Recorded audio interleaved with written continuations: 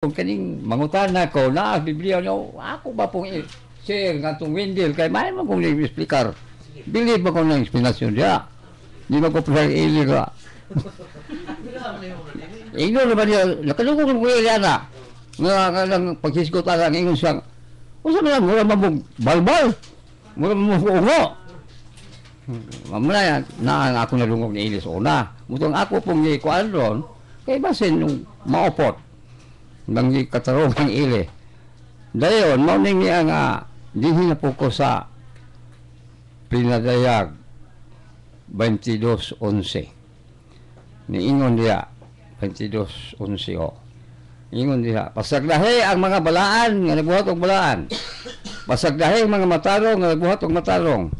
Pasagdahi ang mga dautan o magbuhat og dautan. Dayon diri sa sa Roma 11:29 siguro na 19. I am the vengeance, said the Lord. Ako ang panimalos, matod pa sa Dios. Ang pangutana ni Der, mapasagdahan na ito sila. Ang Dios na di manimalos, di ng tao makapanimalos. Bueno, salamat kayo sa nindot ug yano nga pangutana sa atong igsuon, no? Bueno, kung maghisgot ta og kinini ang mga taong daotang nabiktima ta, doon naman tayo balaod sa yuta nga angay po natong ipahamtangan ha kanila. Mo na ang pagpasaka bagkaso, no? O niya, ang giingon sa balaang kasulatan diya sa kaalam, giingon nga ang adlaw sa kamatayon kuno mo ang takna na sa pagpanimalos Ginoo.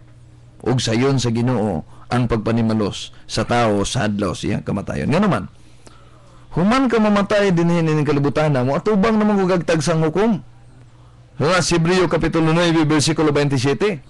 Niya ang hukman, ana, ang gibuhat sa tong lawas, maayo man o dautan. Sumala sa 2 Corinto Kapitulo 5, versikulo 8. No.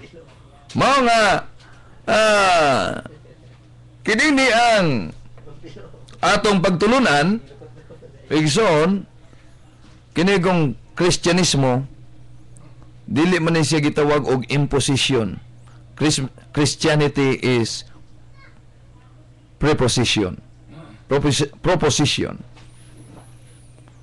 Naay mga pagtulunan atong gilabay nila, pero usan ni kapagtulunan nga way pinugsanay.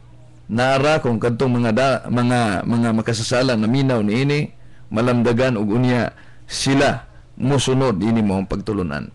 Bisan pa sila mga binunyagang Katoliko unya nagpatuyang sa kasalanan na kamugna nagkasalanan dili man tungod kay sila Katoliko, tungod kay nagdumili man na pagsunod sa gitudlo sa simbahang Katoliko.